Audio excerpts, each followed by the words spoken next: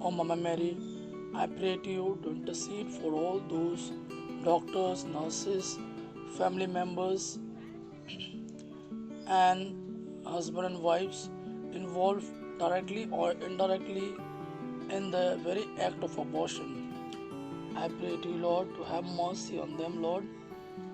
Convict of their wrongdoings, lead them to repentance.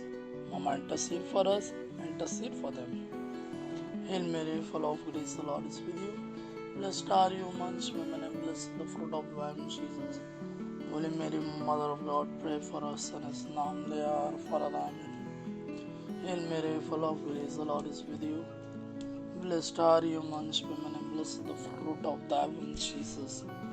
Holy Mary, Mother of God, pray for us sinners now and at the hour of our death. Amen. Hail Mary, full of grace, the Lord is with you. Blessed are you amongst women, and blessed the fruit of thy womb, Jesus. Holy Mary, Mother of God, pray for us sinners now and at the hour of our death. Amen. Thank you, O Lord Jesus, for hearing my prayers. Thank you, Mama, for interceding for us.